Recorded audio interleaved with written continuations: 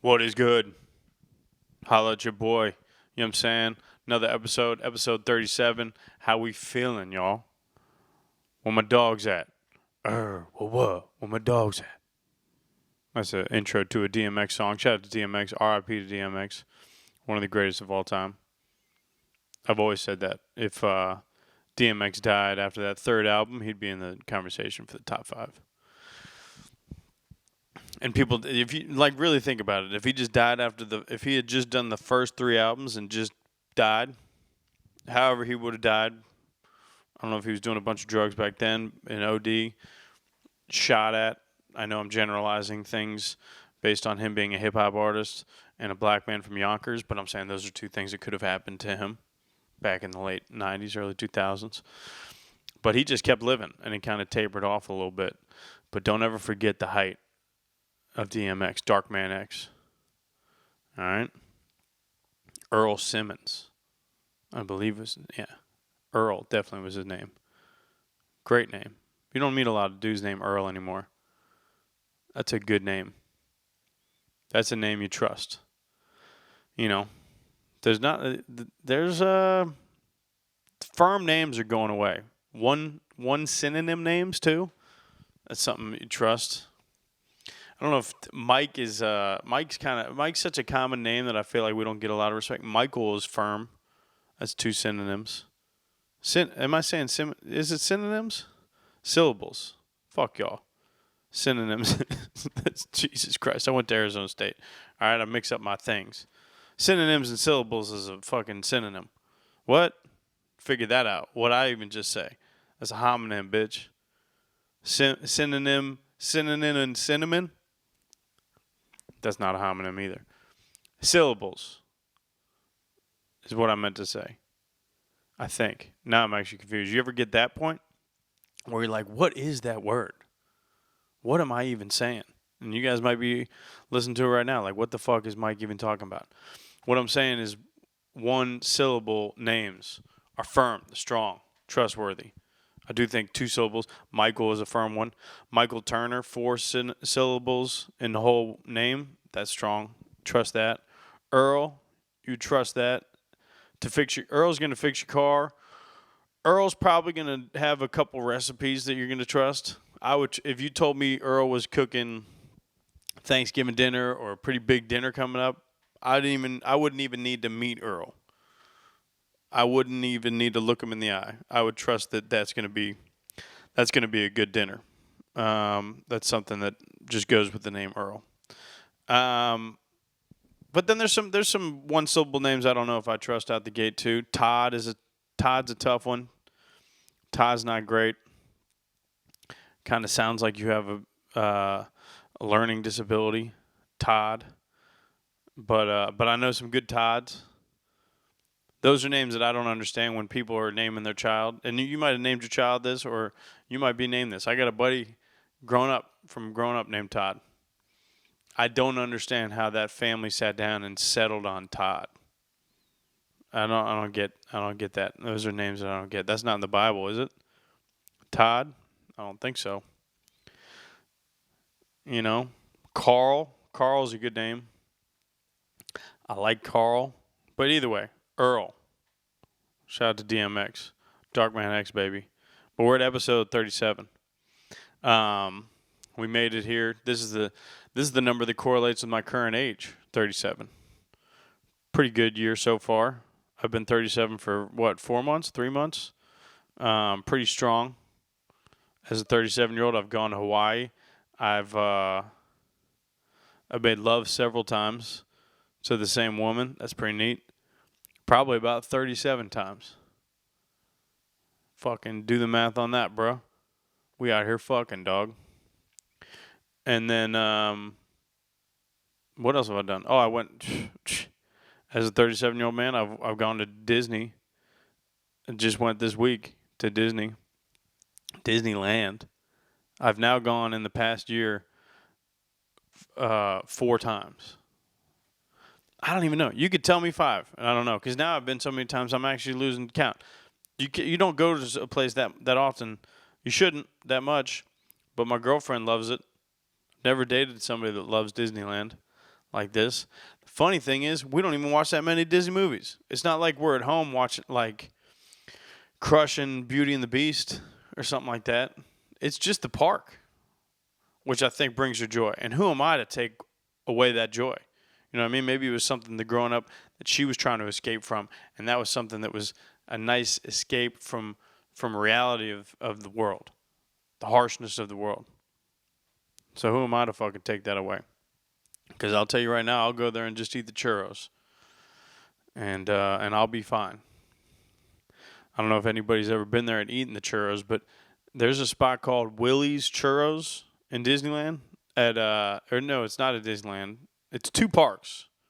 If you want to get real pissed off at Disney, California Adventure and Disneyland. If you go to California Adventure, there's a spot called Willie's Churros. It's gonna be the best churro you've ever had. I don't even know how to explain that in a way that makes sense unless you've had this thing. It's crazy. Because then you have other churros and you're like, oh, damn, you can fuck churros up. And you sure as fuck can. A little too dry. They're not warm enough. You know, you get a cold center churro. What the fuck is that? I don't even know what's going on in the center of that thing. What I know is Willie's got something going on. And I don't think it's the workers there. It's something in the fucking cart. Because I looked at these workers and they didn't know who the fuck, you know, they don't even know Willie. They barely know Walt. You know what I mean? These kids don't give a fuck. They're just clocking in, clocking out. But they're doing something special with that churros. And it's a hard vouch from me. Yeah, but Disney. I went as a 37-year-old male to Disneyland. That's for sure. And then I go, and people are always like, oh, you should go to Universal too. You probably love Universal. So my girl gets car sick. So it's weird. She can actually ride roller coaster rides pretty well, which doesn't make a lot of sense. But if we're in a car and she's the passenger, she sometimes almost every time gets sick to some degree, not feeling great by the end of the car ride. And that makes you self-conscious about your driving abilities. I'll tell you that right now. I'm like, fucking, this was a smooth ride for me. I don't know what the fuck's wrong with your stomach. You know what I mean? But, so yeah, if you're wondering, just based on that information, I am a passenger princess, they call me. And that sounds pretty gay. And if you called me that as a 12, 13, 14-year-old boy, I would have said, are we fighting right now, bro? The fuck did you say to me, dog? But everywhere we go, for the most part, she's got to drive because otherwise she'll get sick. And honestly, dude, valet life's kind of dope, dude.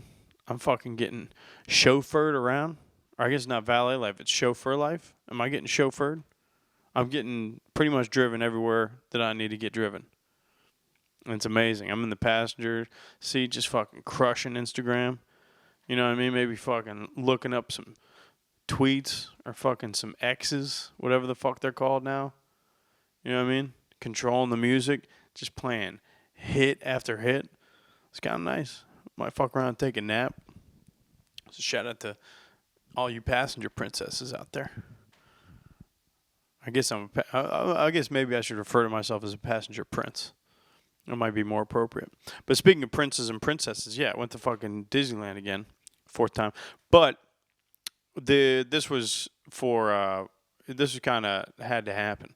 Because she's also got a family that likes to come down, and they like to go, and then I got to get caught up in that, which is fine. You know what I mean? I'm not going to not ride Space Mountain. I'll be all right. But, and then her little niece turned 16, so we had to go for the birthday. So that was really the ultimate thing. So I couldn't get around that. And also it is around Valentine's Day, and so Disney does a thing that's like it's called Sweetheart Night. Honestly, it just is something that makes you more pissed off at Disney. They literally just make you leave the park and then come back in the park with the specific ticket for Sweetheart Night, and you pay, $150 more just to do the same things that you did earlier in the day. And then maybe they have like some heart-shaped funnel cake or some shit. You know what I mean? They got some love songs playing, and then every 45 minutes they got a little cavalcade, which I don't even know what that is, but they called it a cavalcade. Or like a parade pretty much running through the thing with just all these people, princess, people from these fucking movies. Or dudes that are acting like princes. I saw Aladdin in that bitch. Jasmine she didn't look Middle Eastern enough. Let's just say that. I think they just got somebody with a tan. And then, yeah, you're just chilling. Yeah, Disneyland. I don't know. If you ever, it's weird getting older and just crushing Disneyland that much. But also at its core, it's just a fucking amusement park. So you just jump on the rides and shit like that. But then you are walking around and you're like, this is for children. This is a thing for children. Too grown for this shit. But you got a fucking 16-year-old. What the fuck? Go run around. What are you going to do? You know?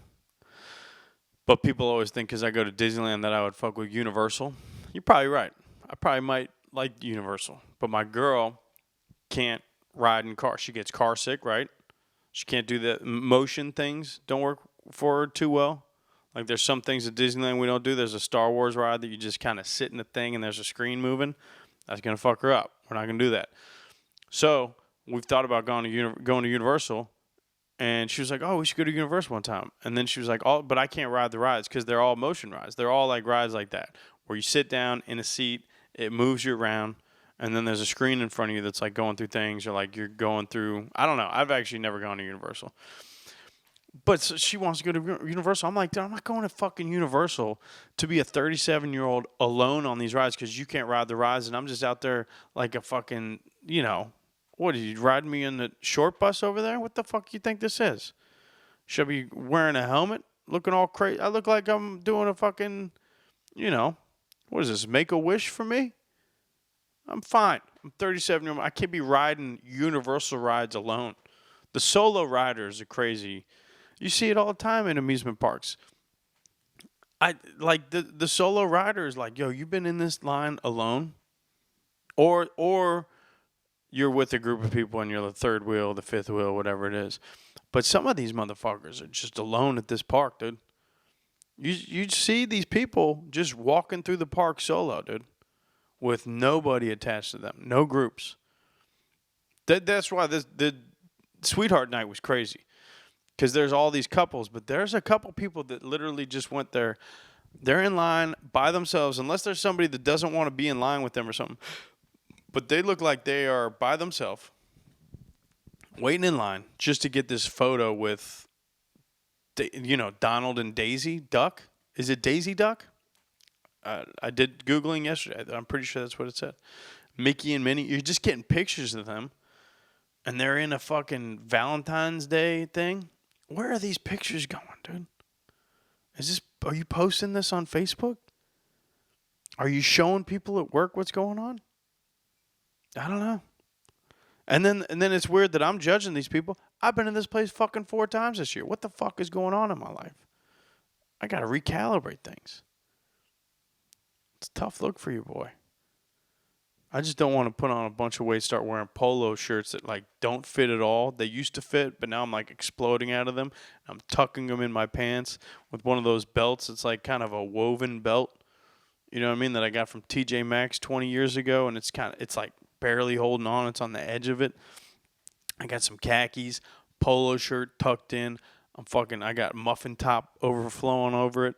You know what I mean? With one of those Disney polos with fucking one of the, you know, Dopey or one of the dwarves on it. Just eating lunch alone. Reading a book that's just breaking down Walt Disney's life. That's not what I can't get that deep on this shit. But I don't know. I'll probably go one more time this year. But, you know, they should drink. They should serve more booze. That's all I'll say for Disney. It's fucking harassment what they do. How much they're charging people for things. Give me some fucking alcohol while I'm dealing with all this shit. So either way, that was my week. That was yesterday. That's why you're getting this a little late. I was at Disneyland. All right, fuck you guys. But 37, we're here. Episode 37. Decent little number. I remember Sean Alexander was number 37. Shout out to Boone County. And then also, Deion Sanders wore the number 37. As a 37-year-old, on the Ravens, which is kind of interesting. 37, but these ages, I keep bringing up like these numbers these last couple episodes with what they mean and shit like that. One thing for sure is that these ages after 35, these are just like mile markers. These are like, and when I was growing up, 37 wasn't even a number you even think of being. You think about maybe 30 will be weird. I never really thought about 35, but 35 is a big number. I feel like 35 is like the last year where like the numbers matter. You're in your late 30s, and nobody gives a fuck until you're 40 again. And you shouldn't tell anybody it's your birthday, really ever. Nobody really gives a shit about those ages. You go mile markers now. Like every year is kind of a mile marker where the rounded out numbers are like the cities that you're trying to go to, the destination that you're trying to make it to. 37, 38, 39, those are fucking, I don't even think those are real numbers. 40 will talk again. You know what I'm saying? Like 40 is going to be exciting. We'll see where I'm at.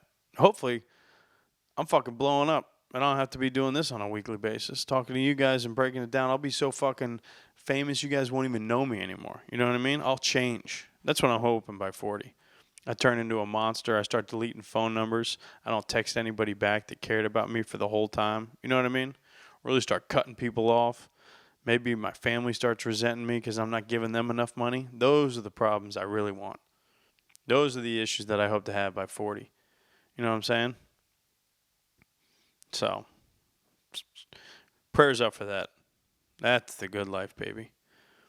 But meanwhile, I'm not there, and I'm back to just hating again. We got the NFL playoffs.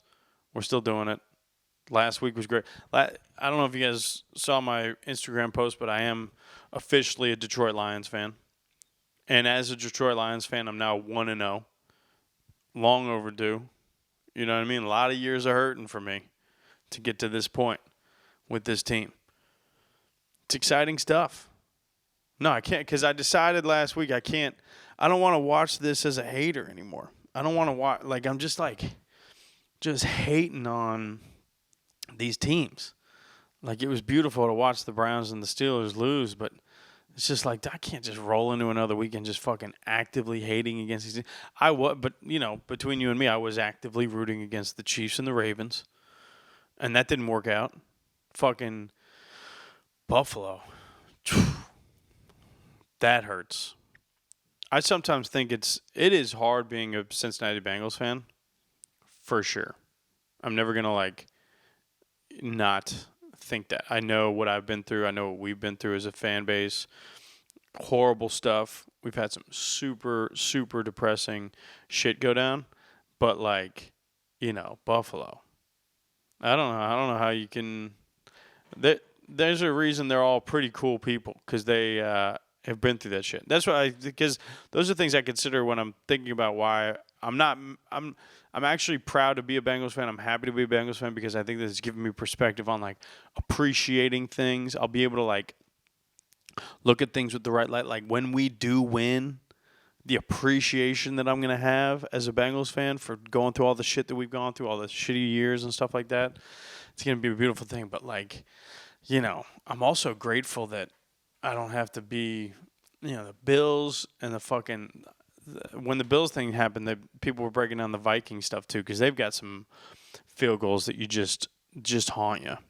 And why is it always cold weather teams too? It's like that's the toughest thing is obviously you don't live in Cincinnati anymore, but just having to wake up in Cincinnati with shitty weather and all that stuff on this time of year, it just makes it all that much worse. But Buffalo and Minnesota and shit like that, these shitty ass games happen and then you have to wake up and you still live in Buffalo. That's a kick in the nuts. You know what I mean? You got to shovel snow the next morning after that. If you haven't seen, obviously, I don't know if everybody's a football fan listening, but, you probably watched these are big games at this point, but they kicked it wide right again. And if you know anything about Buffalo, wide right is the same thing that happened to their first Super Bowl loss, which was the only one that they should have definitely won if he would have just fucking kicked that field goal. I couldn't believe it when I was watching it. And they lost to the Chiefs, which is the team that they can't get over the hump. And that's another thing I appreciate in watching, being a Bengals fan versus being a Bills fan, shit like that. we have at least mentally gotten over the hump of beating the Chiefs. We've beat the Chiefs multiple times in Kansas City, not in Kansas City, in the playoffs, not in the playoffs. Like, that's a team that we don't fear that much. And honestly, I don't even know if the Bills fear them. They just can't fucking win. And it's horrible. And I feel bad because I know some Bills fans, some of the best people. Again, to like my initial point, so there's some of the best people. Like, I do think Cincinnati people are great people because we've been through such shit, but we know how to handle ourselves in social situations where we don't overly boast, we don't flex too hard. You know what I mean? We know we have a history of losing and shit like that, and you know some bad shit might be right around the corner, so we don't get too hyped. That's why sometimes that's why I get angry at the Browns fans the last couple of weeks when they were like flexing so hard that like their shit don't stink. It's like, bro, your shit always stinks. Act accordingly. Don't flex this hard. Go win the game. Be happy about it, but don't fucking get all big chested now. And that's why the Bills fans are good people typically. They know that bad things happen. I got a buddy, great comic, Josh Potter. I was checking with. I got to see him after their victory to get to the Chiefs game, and he was super happy. But I haven't seen him since this Chiefs loss, and I don't. And then that's the other thing. You don't text these people. You don't hit these people up. A lot of people sometimes, like when the Bengals are winning and losing and stuff like that, I know I put myself out there as a Bengals fan. But when bad things happen, just as far as etiquette, don't fucking text me. I haven't heard from you all fucking year. Now you're texting me when the worst thing happened to my team that you know I fucking love and have a little bit too much of an attachment to. You fucking kidding me? Don't fucking do that. So I knew not to text him. I'll see him out. You know what I mean? If I see you, I'll just hug you. I'll try to be there for you. You know. It's tough though. So the Bills couldn't beat the fucking Chiefs, and the Chiefs win. And then I was actively rooting against the Ravens and the Texans. The Texans, I didn't think could beat the Ravens, but you never know. The Ravens are a weird team. They have letdowns all the fucking time, but they haven't had one in this playoff so far. They only had the one game so far, but they beat up on the Texans.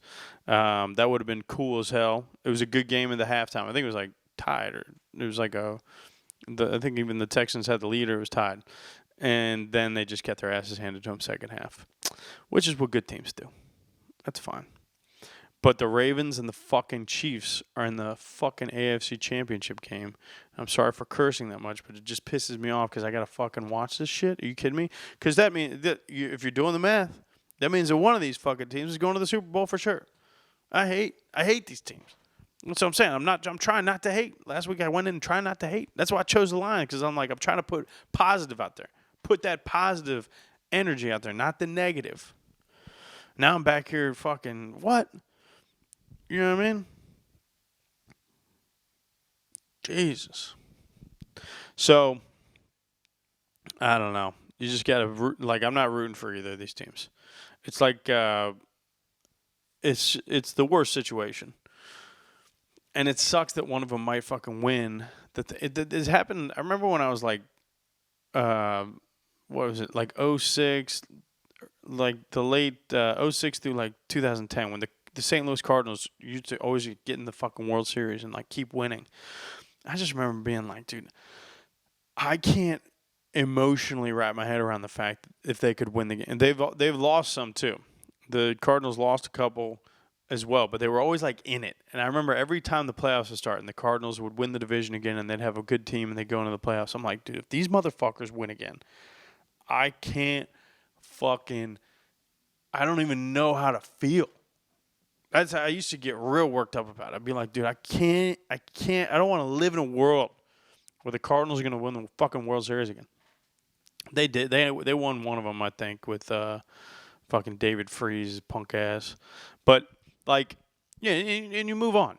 You get over it. But it does suck. It fucking sucks in the moment.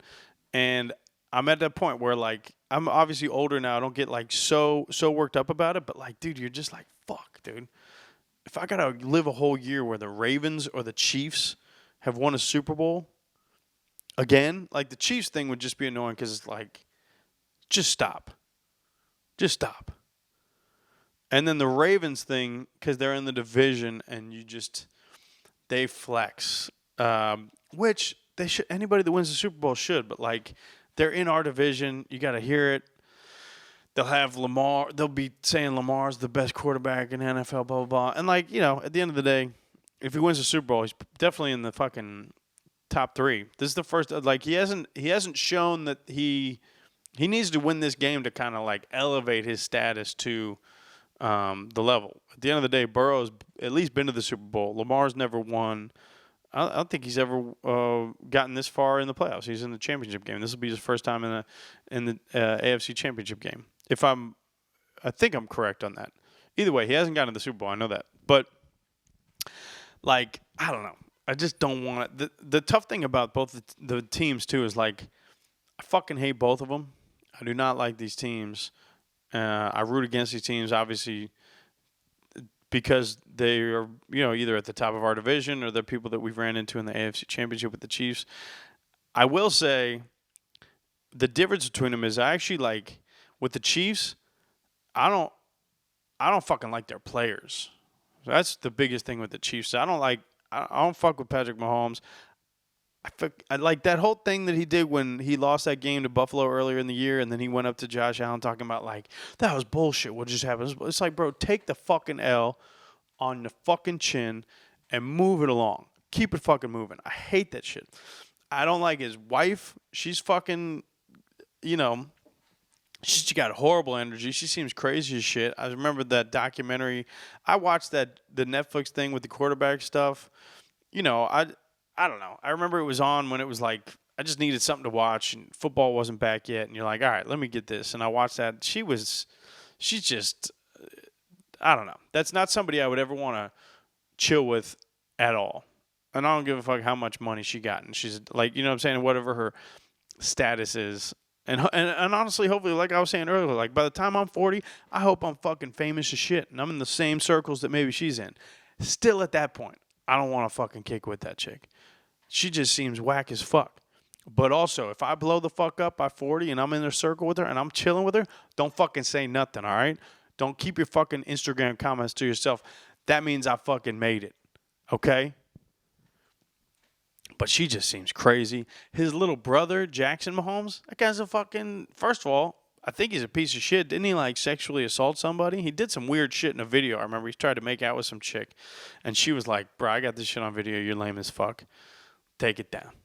Take him down. And he has, the nicest thing about that, I actually appreciate that I don't know if sexual assault is the term there. I don't know exactly what happened there. It was wrong what happened. I don't know if it was illegal, creepy, stuff like that. I'm happy he did whatever he did because ever since then, that motherfucker hasn't been doing nothing. Obviously, I don't follow him on TikTok. I'm sure he's still dancing like a moron. But, like, nobody talks about him again or anymore, which is beautiful. That dude is lame as fuck. So and then Patrick Mahomes is just a bad sport. He's just a lame dude. I just don't like him. And maybe it's because he just doesn't lose. But when he does lose, he's the lamest motherfucker out. That's all I'm saying. And then, the flip side of that is he doesn't lose a lot. So maybe that's why I fucking hate him. And he's beat us this year. So, but their team I don't like. And also, like Travis Kelce, I know he reps the Bearcats hard as fuck, dude. I love the Cincinnati Bearcats. They mean a lot to me. But this dude's getting fucking annoying. You know what I mean? And certain people, dude, you can go to even my alma mater. I got people. James Harden went to Arizona State. I don't like James Harden as a fucking professional athlete. I don't appreciate anything that he's done as an NBA player. The way that he's gone about turning himself into the fucking softest version of guard and like the lamest version of what the NBA can be. That shit pisses me off. You know what I'm saying? You can go to my alma mater. You could be somebody that went to Cincinnati and reps the Bearcats. If you turn into something else in the pros, fuck that. I can be done with you. I can separate, okay? Because Kelce, I've rocked with him. First of all, I've had him on a lot of fantasy teams. I think I had him on this year's fantasy team. But that's because I'm a good fantasy football player, okay? Come at me. You know what I'm saying? Invite me into your league next year. I finished top 3 every fucking league I was in, okay? I didn't win one of them. I won 0 of them, actually. But I almost won 1, and that counts for something. But Travis Kelce, just, I don't know. Just not the guy. I don't like the dude. I don't like that he came at the city so hard last year when we were in the AFC Championship game. He kind of was talking shit after the victory. I know he plays for the Kansas City Chiefs, so he's got to talk some shit. But it's like, bro, check yourself, all right? You know what I mean? And then, he just is annoying. I mean, the dude's in Pfizer commercials. And people are like, oh, so what are you, like, anti-vaccine or whatever the fuck like that? I'm like, no, fuck that, dude. You're a huge celebrity and you're getting checks from the fucking Pfizer, bro?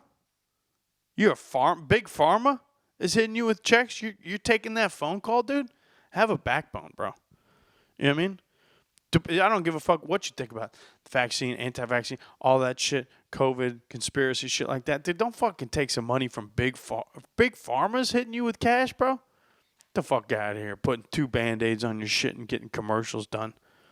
That's some weak shit. Some weak shit. Do your research. Pfizer is the enemy. Okay? If it ain't Pfizer, it's big pharma. They're ruining a lot of shit. Shout out to fentanyl. Shout out to opioids. All right? So fuck that. And then also the whole Taylor Swift thing. It's like, shut the fuck up at this point. You know what I mean? He's big. He's in with Big Pharma and Taylor Swift. What are we doing? That's somebody you're getting behind? That's kind of lame. Like, I always hate when you see somebody clearly positioning themselves to elevate themselves post-career by attaching themselves to things that's going to, like, help them solidify their image and shit like that. It's like, just be yourself, bro. Just fucking be yourself. Okay? So, I root against that. But what I'm saying is the Chiefs, I don't like their players.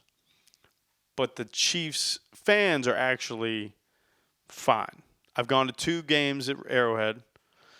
I remember thinking it was going to get hairier than it was. The last game I went to, I was like, I wasn't by myself, but I was with another Chiefs fan. I was like solo as a Bengals fan, chilling.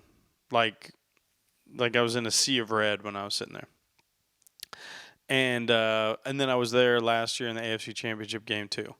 And you know what? That city was fine. They didn't. I remember being super drunk after the AFC Championship game, almost getting into it with one dude at the hotel, but like that was probably on me. You know what I mean? I was a little angry. But for the most part, like their fan base, the tailgates are fun, good people. I've had a good time in Kansas City. Whereas Baltimore, the team actually, like the players, I actually don't mind the play. Like Lamar Jackson, I think is an amazing athlete. I think he's a great quarterback. Mark Andrews, fucking good tight end. Actually, hate that we injured him earlier in this year because he's good. He seems like a good dude. Or bad. Sounds like you're going to be potentially back this week, though. Good for you. They've always had players that, like, are just beasts. Ed Reed, Chris McAllister, all these motherfuckers.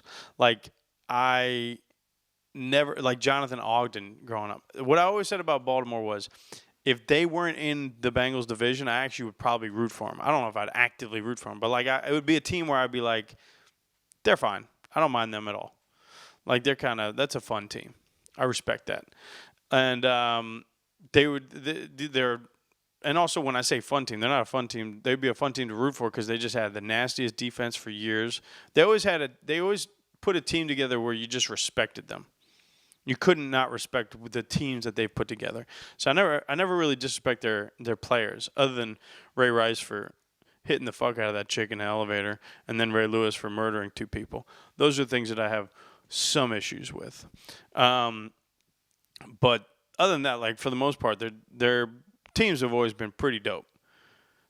But the fans now I gotta hate these fans because like, dude, like. First of all, when I went to Baltimore, it was fun. They were decent at the tailgate with the videos and shit like that, but like they got a little hairy. There was an energy there that was always like, it was always like right. There was a couple words that could have been said there. You're like, are we fighting, bro? It was definitely that type of energy, very chippy. I remember I told the story about getting into a bar. It was the one game that I wasn't able to get into the stadium, and I went to a bar to watch the game, and I got a drink in a Bengals jersey. Bro, I don't think I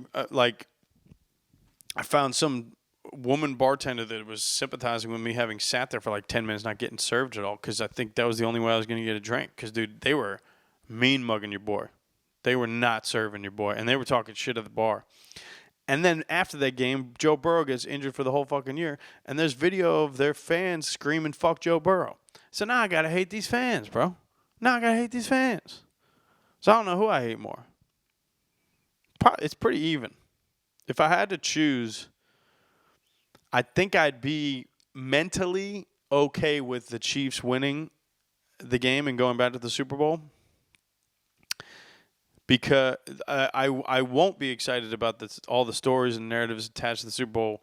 That'll be annoying as shit. Having to hear like the Taylor Swift stuff, having to fucking look at Patrick Mahomes he's in another Super Bowl, all that shit. That'll be annoying as hell. But man, I don't want to deal with the Ravens winning a Super Bowl. I don't think I can get behind that. I know I can't get behind it. I can't get behind either of these things. This is what I'm saying. What I'm really saying is go Lions. You know what I'm saying? Like, what I'm really talking about is go Lions. And the fucked up thing about that, as we go to the NFC side of things, in all reality, I'm rooting for the Lions. I think a lot of people are rooting for the Lions. If you don't have a dog in this race, like, I don't know why you'd root for, unless you're a bandwagon jumper, like, you're probably just rooting for Patrick Mahomes because he's great. I get that. Maybe you're a Lamar fan or some shit like that. But, like, I don't know. If you're just a general football fan, the Lions are the most fun team to root for. They deserve good things. It's an amazing city.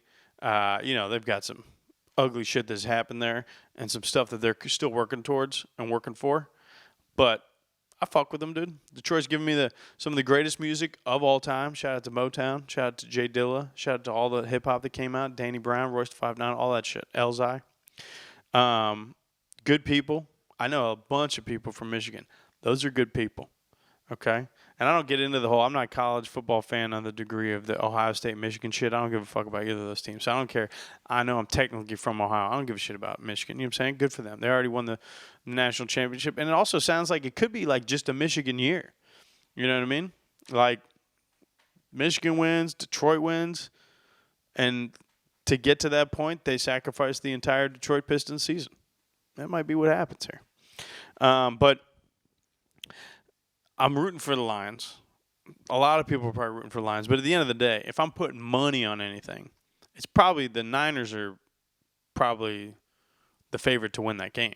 I don't know even – I mean, I'm sure they're the favorite to win the game, but I don't know about how much. But, like, it might be some significant points because the Niners are just – they're locked and loaded. And even though they looked kind of weak last week with the Packers kind of gave it to them, and they honestly probably shouldn't have even won that game. But you do get those games in the playoffs where you just have to squeak by. That's the weirdest thing about, like, getting to the Super Bowl. People are always like, oh, you won the Super Bowl. There's one or two games in those process of getting to the Super Bowl that are like, you barely got over that hump. Right? Like, I think the year the Rams won, they should have lost to the Saints. I think that was that year. Or maybe that was the year that they lost to the Patriots. But either way, like, you know what I'm saying? There's always that game where you're like, ooh, that was close. You know? The Bengals, when they got to the Super Bowl, like, the Titans game was – it's not lucky because you have plays that, like, got to the victory, but you got out of that thing by the fucking skin of your teeth. You know what I mean? Even the Raiders game, the year that the Bengals went to the Super Bowl, they beat the Raiders the Raiders had a first and goal from within the 15-yard line or something like that. Or what, I don't know what it was. It was a first down within the 15-yard line trying to get into the end zone. And we stopped them on fourth down. That's how, you know what I mean? It's touch and go. They could have tied the game. They wouldn't have won it if they scored the touchdown, but they could have tied the game. And then the Tennessee game the next following week, just squeaked by. Just got a pick off, and they were at the 50-something yard line. I don't even know why they were fucking throwing the ball at that point. And they were trying to sling it down the field, and we picked it off. And then we kicked it. And then the next game was the Chiefs game where we were down 21-3. We came all the way back, kicked the field goal. So, like, it's always, like, just barely eking by. And so if the Niners had to have that one game where they barely got by, that's what happens. Because I think they're good enough where they're going to probably – I don't know if they're going to thoroughly beat the Lions, but I could see them beating the Lions. I could see Goff throwing a pick or two that are just like, oof. But that doesn't – I'm still rooting for the Lions. I don't give a shit what probably might happen. Let's go Lions. Let's fucking do this shit. But the thing that sucks is if the Niners beat the Lions, I got to fucking root for the Niners now? I fucking hate the Niners. Every horrible memory of my whole youth is just Niners highlights. And the thing is, I didn't even live, like, in the 80, I wasn't even born, and then 89 was the second time when they beat them in the Super Bowl. I don't remember that. I was 3 years old, maybe 4 or something. I don't even know what the math is on that. But I don't remember those things happening, but they've been replayed so much that I don't like these motherfuckers. And when we go to San Francisco as a Bengals fan, all they do is bring up these fucking Super Bowls. Only time we had been to the Super Bowl before this last one was losses to the Niners. So, yeah, fuck these motherfuckers. So this whole thing sucks because it could be Niners versus a team I hate. If the Niners win, it's versus somebody I hate. If the Lions win, it's definitely versus somebody I hate too, but at least I'm rocking with the Lions. So hopefully it's the Lions. I don't know. We'll see. Playoffs suck when your team's not in it, which is crazy because literally before this, the Bengals were just nothing but heartbreak. But now you got a dude named Joe Burrow, so your perspective changes on things, you know? That's all it is.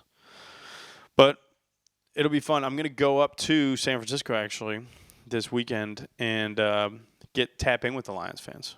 So it's not too bad of a drive. I think it can get you up there in about 5 hours from L.A. if I leave it in a timely manner. Get up to San Francisco, and then I'm going to wake up, go to the tailgate. So Sunday, so I'll have some shit for you guys right here on this YouTube channel right here. Like and subscribe. And so that'll be fun. I've never gone to a Lions game. I've never done any tailgating with Lions fans, so that'll be cool. Tap in with them. I hope they got good energy. I'll probably try to lean into tapping into the Lions fan base. I've done the Niners a couple times, but the Niners fans are pretty fun too. We usually get some good footage from them too. So that'll be a fun experience getting up to the Levi Stadium. So I'll go up there, try to do a comedy show maybe Saturday night, tap in on Sunday, record that shit, come on back down. So that'll be fun. So we'll have that. Hopefully the Lions fans are rowdy. They probably are. This is it's cool. It's cool to. That's also why I like watching the Lions fans because I just know what that energy was like. They've kind of had to do the same thing. No, they got some home games actually because the Bengals when they went to the Super Bowl was all road games, so that playoff push was crazy. But these Lions games, man, they just you just know that city is just having the most fun right now. Anybody that's you've been a Lions fan this long, it's like, dude, this is great. What they're doing this week is they're literally watching every media aspect that they consume about their team. They're diving into it. They're listening to every single podcast. They're listening to podcasts they never even heard of. If I hashtag Lions on this, they might be listening to this podcast just because they're trying to consume more information about the Lions. They're just going to hear me ranting about how much I fucking hate the Chiefs and the Ravens. Maybe a little snippet on how I'm now a fake Lions fan. And if you came here to listen to that, let's fucking go. You know what I mean? I'm on your side. Putting that positive energy out there for you boys. But it's exciting for them. So, fucking, let's do it. So I'll be up there in SF. Hopefully it's not too cold. We got, also, California weather in January. This is, I know a lot of people are probably listening to this snowed in. I know there's a lot of snow the last couple weeks. Frigid weather, maybe negative degrees. But, we've got our own troubles out here. Because, sometimes I wake up and it's like 66, but then 3 hours later, it's like, dude, is it 50 degrees? I'm freezing. And that's tough. At least when it's snowing and it's a blizzard, you know that you got to put 7 layers on just to be able to make it outside to your car.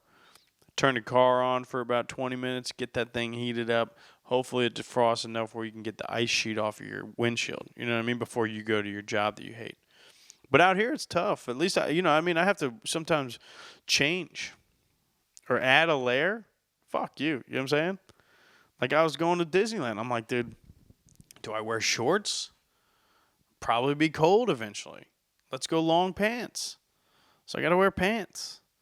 But then, sun's out. I'm sweating. You ever get that sweat behind your knees? I had the sweat yesterday that was like my ass was itchy because it would sweat and then it would dry and then it would kind of almost stick to the undies, my Puma undies. And then all of a sudden it's later in the day and it dries and you're just like, is my undies sticking to my ass cheeks? You know, so it's tough. I know you guys are out there in your cold sub-zero weather, wherever you're listening. But just know that we're dealing with a lot of stuff here in LA. And it's not easy, the winter out here.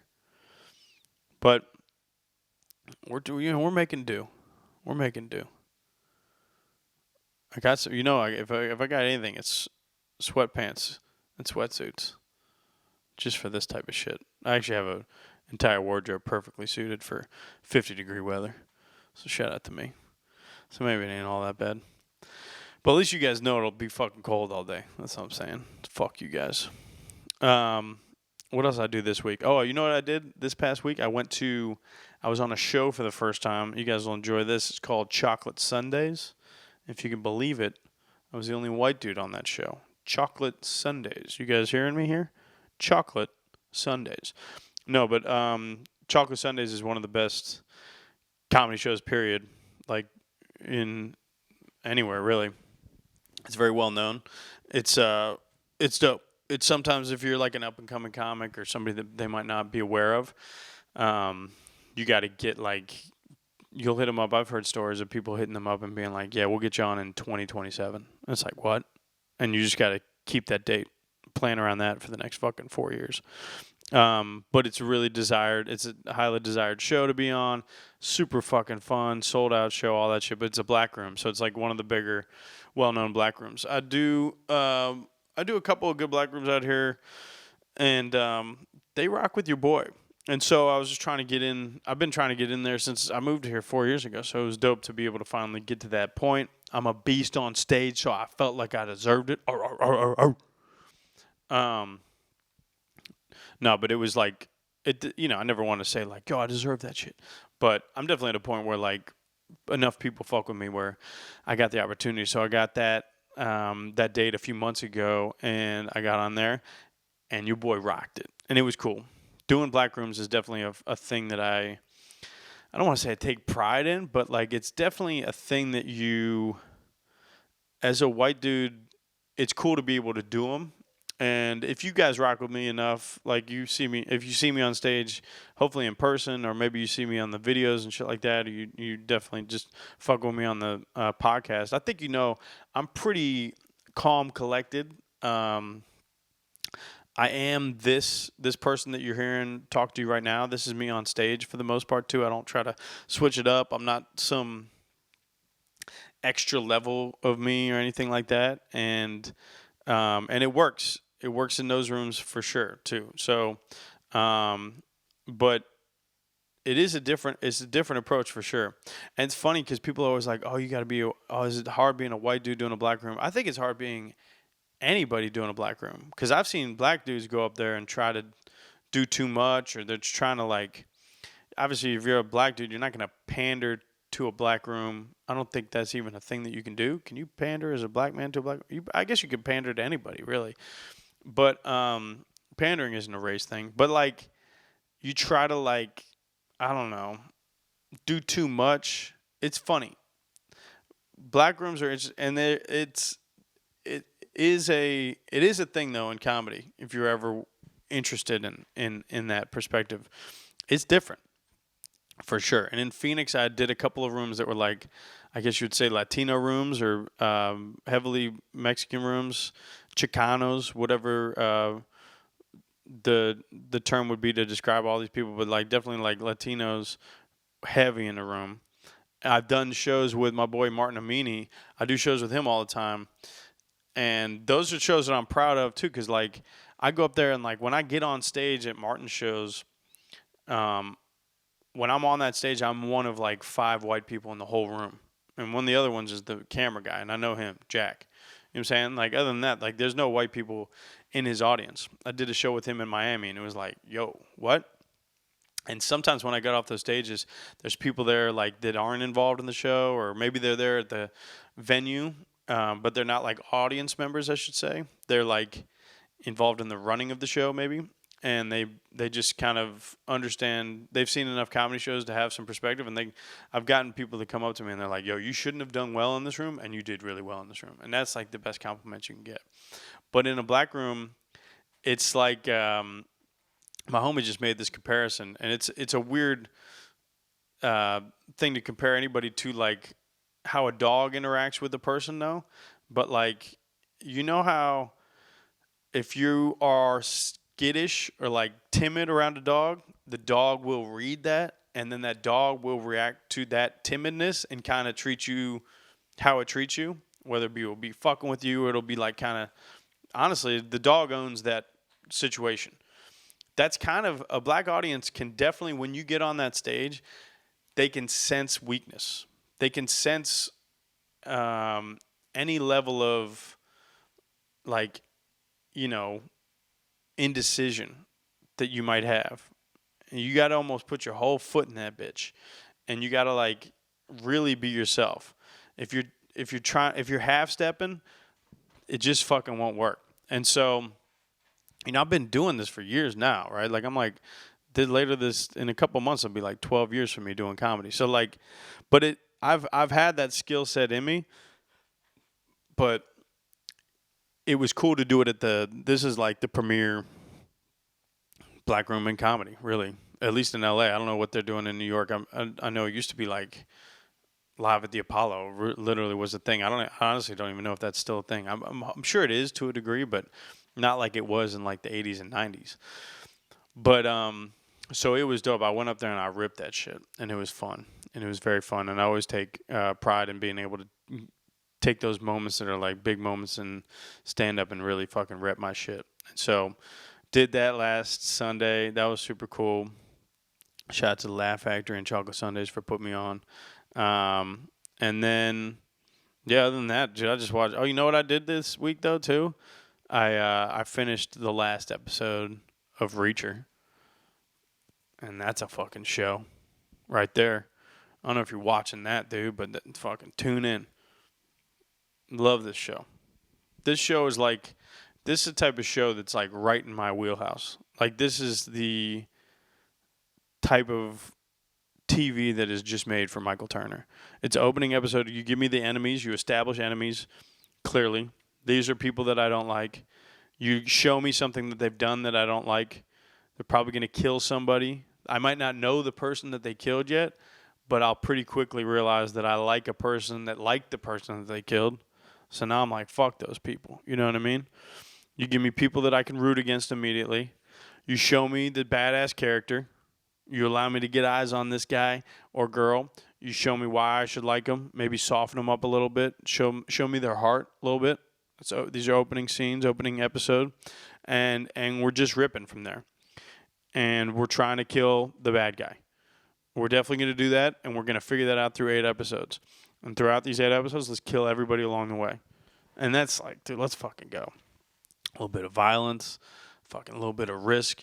Throw me some characters that are like, if it involves the law at all, we're gonna fucking throw some police officers or maybe some detectives that are gonna pretty much try to quell the investigation. Be like, yo, this is my jurisdiction, right? They're gonna throw jurisdiction out there. They're gonna throw terms like that out there that we know, buzzwords. Be like, what are you fucking trying to ruin my case? You're trying to ruin my case. You know who doesn't give a fuck about your case? Jack Reacher, bro. I fucking love that shit. And you know that this character is going to do whatever it takes to figure this shit out. Because they killed his homie. First epi, dude. Homie got thrown out of a fucking helicopter. Let's go. Okay? And the bad dude is the dude that morphed into Terminator 2? T-1000? You kidding me? I've hated that dude since I was 6 years old. Let's fucking go, dude. And then Jack Reacher's like this dude is, he should be, the actor should be a wrestler. Straight up. He should be in the ring. I don't know what he's not doing. I don't know why he's not in it. Jack Reacher is literally like, he's like my ultimate vision of what I think America could be.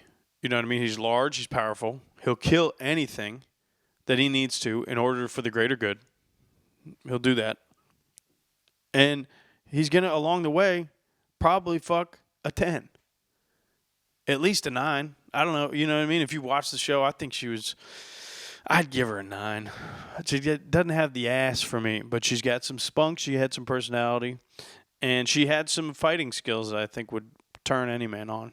She's probably closer to a 10. But also, she's in film. She's got a lot of makeup on, so I don't know. But Jack Reacher wouldn't. That's the thing. Jack Reacher wouldn't bag anything under a 9. She's probably a 9, even without all the shit. And he's gonna get some prime pussy along the way. He's gonna save the world. He's gonna kill everybody. Prime pussy, and he's gonna do it in a way that you respect and you care about. And also, like he's like the best character for any of these things. Like Jack Ryan is great.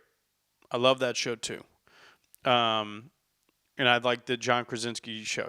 That's fucking great. But he isn't as physically dominating as Jack Reacher. But he's also like really tuned in with the terrorist plots and stuff like that. Super savvy with global shit. Who's another one? Alex Cross is a good character too that I heard they're going to take and turn into a show, which I'm excited about. But he's not going to fight anybody. He's just like a good detective that's going to solve the crime. All that shit. Alex Cross is a good character. I'm trying to think of other characters that they've done shit like this. But either way, Jack Reacher is one of the best. One of the best. Because he's like completely physically dominating on top of all that stuff. And then he's also super smart. He's like the best detective you'll ever fucking meet. The best one I ever knew. And he's also intelligent as fuck with like breaking it down. But also like he doesn't seem like he would be. I think that's the beauty of TV too. Like this character would not be that smart. But he is. He'll figure shit out so quick. And it's fucking great. It's very point blank too. There's no like, there's not a lot of thought into it. I can just fucking dive in. I know that he's going to figure this shit out. I like that shit. This is the type of show that I fucking love. The movies were solid. And you guys know I'm a Tom Cruise guy. But I just couldn't get behind him being 5'6", where Jack Reacher needs to be. This dude's fucking 6'4". He's fucking Yoke City. And they just finished the second season. And it was great. Solid. Just good 8 hours of fucking TV. It was week to week too, which kind of annoyed me. But I didn't mind it. I don't mind when I get in that rhythm of like, all right, give me this, and then I got to wait. Because you get caught up in the binge stuff. And also it's good if you want the next episode right away. That's just a sign that it's good. So, shout out to Jack Reacher for doing that thing. I can't wait for another season of that. There's a couple shows I liked this past year that I can't wait for another season of. I actually still haven't watched the Jack Ryan one. So I got to watch the Jack Ryan one. I'm excited that Alex Cross is going to get its own TV show. That's good. If you don't know who Alex Cross is, he was Along Came a Spider and Kiss the Girls, Morgan Freeman movies back in the 90s. James Patterson books. Good books. Type of books there if you're jumping on an airplane and you need to read something for 3 hours, fucking dive in. Easy reads. And then I'm excited for the Reacher's next season whenever that comes out later. I'm sure it'll be another year. And then also The Lincoln Lawyer. I can't wait for that shit too. That's a good one. That dude's not going to beat anybody up. He's not a physically dominating dude, but he's just courtroom processions and fucking figuring out crimes and shit like that. That's a good TV show too. Also, I love that Jack Reacher is 6'4", huge. I've got some huge friends. One thing that's tough about having huge friends is like they need to find the right. There's a reason that Big and Tall is a section in the clothing store. They need to find clothes that fit them. They're so big. Jack Reacher literally has no fucking money. That's a thing that they talk about in the show. He's like a vagabond, just kind of existing. Always has the best fitting clothes. What's up with that? What's going on? Just don't. What is he? He's fucking broke, but he knows a tailor in every city. You kidding me? Just grabbing shit off the rack at a fucking, Kmart or some shit, and it's just the best fitting thing I've ever seen in my life. So shout out to the costume designers. But either way, Reacher, watch that one. Lions, I'm rooting for you this weekend. I'll be tapping in on that, so keep subscribe to the page if you haven't already on YouTube. If you want to see that, I'll also be clipping that up next week. Also, if you're following me on Instagram, share the call and response stuff that I've been sharing. It's a project that I've been attached to for a long time now. We're dropping shorts on it, and then we're also dropping the whole episodes. So if you want to watch the whole, I'm sorry, not whole episodes, but there's shorts. So they're like anywhere from like 2 minutes to 4 minutes. I think might be the longest, 4 or 5 minutes. We've got one dropping every Monday for the next couple weeks. callandresponseshow.com, I believe it is. It's in my Instagram shit. I've got it tagged, so go check that out. Check those shorts out. Support that. Share it with people if you fuck with it. Yeah, like, subscribe, comment on this shit. Fucking recommend my shit on Spotify. Do all the things you got to do to keep fucking with your boy. We're taking over 2024. I'm fucking tired. I got to make it by 40. You know what I'm saying? I can't wait to be 40 and not fucking thank any of you guys anymore. You know what I mean? Cut you all out of my life. That's the type of fucking level that I'm trying to get at, people. You support me? Let's fucking do this shit. Start sharing my shit while I still have you in contact. Can't wait to delete all your fucking numbers. But either way, I love you guys and I respect you. And I appreciate all the support. You know what I'm saying? Episode 37. We out. Peace.